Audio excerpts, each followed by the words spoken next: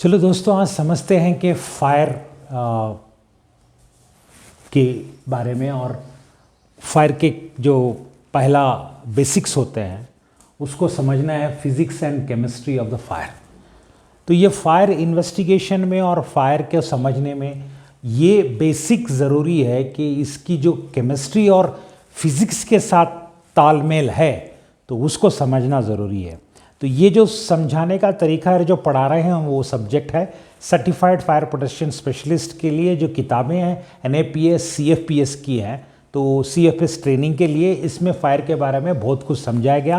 यानी कि basically it is totally involve the fire protection engineering के लेवल की है, और फायर इन्वेस्टिगेशन के लिए भी काम आती है और फायर असेसमेंट के लिए भी काम आती है। तो आग लगी या लगाई गई, लगी तो कैसे लगी, तो क्यों लगी, कब लगी, क्या क्या इसके कारण होते हैं लगने के, इसके लिए ये जो फायर का जो टॉपिक मैंने शुरू किया है, ये फायर के रिलेटेड जितने भी आपको टॉपिक्स एलिमेंट्स समझने पड़ेंगे वो सारे मैं समझाऊंगा। तो अभी ये क्या है ना कि ये जितना जो फायर के बारे में हमको बताया जाता है जनरली, ऐसा कुछ भी नहीं है जो हम लोग जनरली समझते हैं कि आग लगी, लेकिन उसके पीछे हमको दिखता है साइन, यानी कि SIGN साइन दिखता है कि भाई आग लगी, बड़ी भयानक आग लगी, पूरे बिल्डिंग जल गए, लोग मर गए, ये जल गया, वो जल गया।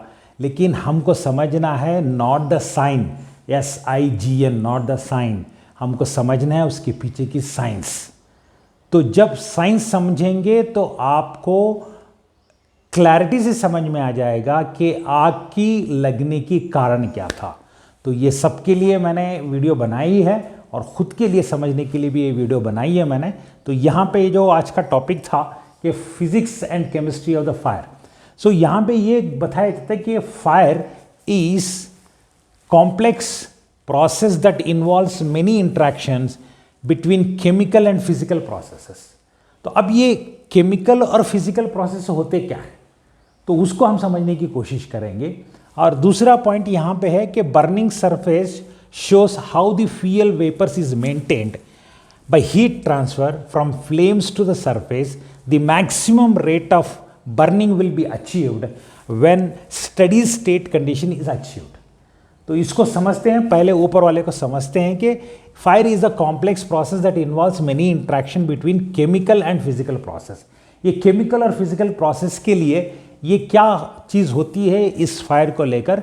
इसमें एक माइकल फैराडे साइंटिस्ट था, उन्होंने कैंडल को लेकर जितना समझाया फायर के बारे में, आज तक लगता नहीं कि कोई और साइंटिस्ट इतना समझाया पाया होगा।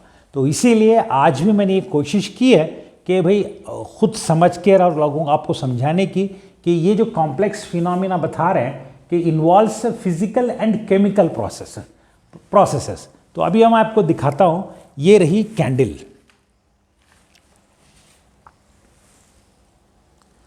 ये कैंडल है, तो इसके अंदर जो आप देख रहे हैं यहाँ पे जो दिया जल रहा है, तो ये दिया जो जल रहा है इसके अंदर ये कह रहा है कि केमिकल पहले समझते हैं केमिकल क्या है।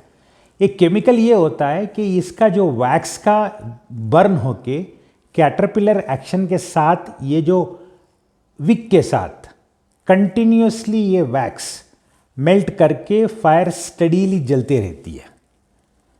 इसका कोई और कारण नहीं होता, क्योंकि अगर मान के चलो कि ये वैक्स मेल्ट होके कैटरपिलर एक्शन के जरिए से इसमें से फिर विक में आ रही है और वो कंटिन्यूसली यूनिफॉर्मली जल रही है।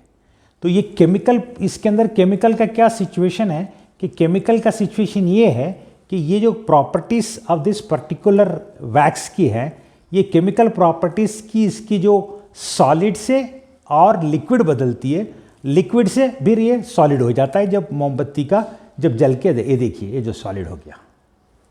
सो इसी तरीके से यहाँ पे ही want to explain that the fire is having a process of complex process of a chemical and physical. अब फिजिकल समझते हैं क्या है, फिजिकल क्या समझते हैं हम लोग, ये जब फ्लेम बर्न शुरू होती है, ये हॉट गैसेस, इधर ऊपर हॉट गैसेस होते हैं।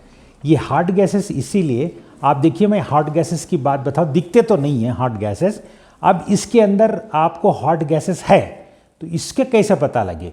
तो इसके लिए मैंने क्या किया है, आप एक एग्जाम्पल उदाहरण देता हूँ आपको। आप इसके अंदर ना, ये जो कैंडल है इसके अंदर अंगली लगा सकते हैं, कुछ नहीं होगा। बट इसी तरीके से ये जो अंगली है ना, इसके ऊपर 1 सेकंड से ज़्यादा नहीं रख सकते, बिकॉज द केमिकल प्रोसेस होकर ये हॉट गैसेस बाहर निकल रहे हैं। तो मैं आपको बताता चलूँ कि ये रहा,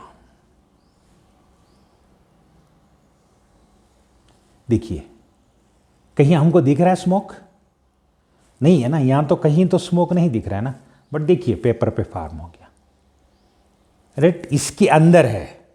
लेकिन अब जब इसको ऊपर आप रखेंगे, ऊपर ऐसा रख के निकालेंगे तो कुछ नहीं है। अब देखिए इस तरफ रखता हूँ, नथिंग। तो उसका मतलब है कि जो हमको दिखता नहीं है, which can not seen bye naked eye, there is something is involve in this candle burn.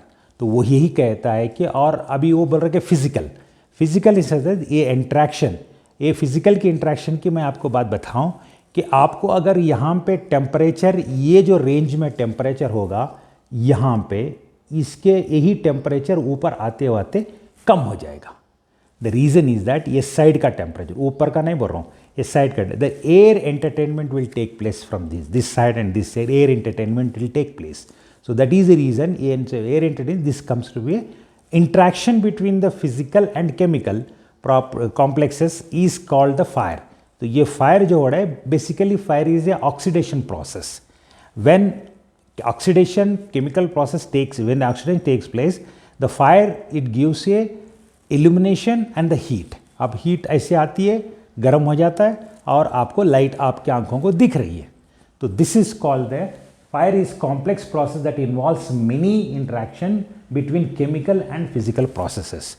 और दूसरी बात ये होती है कि इसका कहना है कि burning surface shows how the fuel vapors is maintained by heat transfer from flames to surface, the maximum rate of burn. So पहला सेंटेंस पढ़ते हैं, burning surface shows how the fuel vapors is maintained by heat transfer. ये fuel vapors यानी कि इसका मतलब है कि ये जो जल रहा है वैक्स, ये लिक्विड तरीके से, देखिए लिक्विड, आपको शायद कैमरा में दिख नहीं पा रहा है, ये देखिए ये लिक्विड है.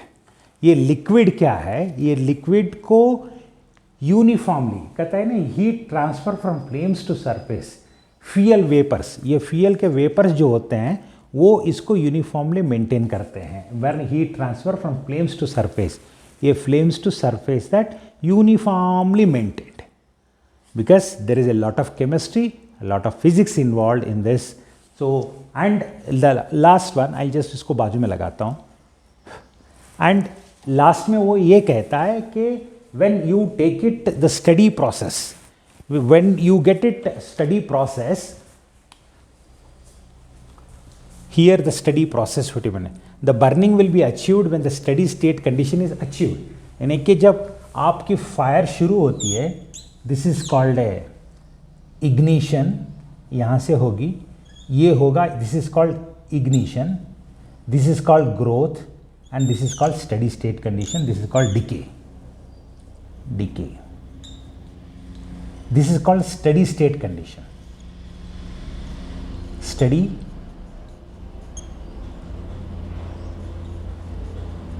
स्टेट कंडीशन, ये हो गया इग्निशन, ये हो गया ग्रोथ,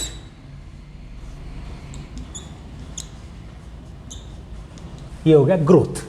ये steady state condition, when steady state condition is achieved, कि ये जो burning will be achieved, the maximum rate of burning will be achieved when steady state condition is achieved. तो when the maximum rate burning will be achieved, this is the area where the maximum burning is achieved when steady state condition achieved. यानी कि जब कहीं भी जगह और कोई भी चीज़ के पास steady state condition अचीव होती है, तो इसका मतलब है कि जितना भी फ्यूल लोड वहाँ था, जितने भी जलने की चीज़ें वहाँ थी, तो वो सारा आग के लपेट में आ गई. तो इसको बोलते हैं स्टडी स्टेट कंडीशन. तो ये स्टडी स्टेट कंडीशन यहाँ पे अचीव हो गया. इसके बाद में यही बोल रहे हैं कि from flames to the maximum rate of burning. इसको बोलते हैं HRR, heat release rate, heat release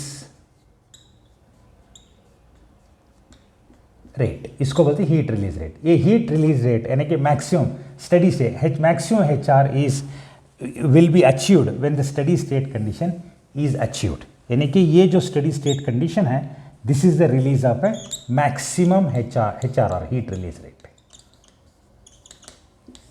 so ये रहा दोस्तों कि physics and chemistry of the fire के बारे में समझने में।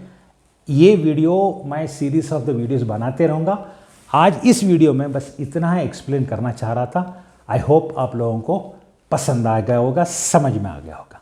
Thank you very much. This is Zubair Ali Khan, fire forensic investigator and insurance surveyor, having a 30 years of experience as a surveyor, 10 years experience as a fire forensic investigator. Thank you.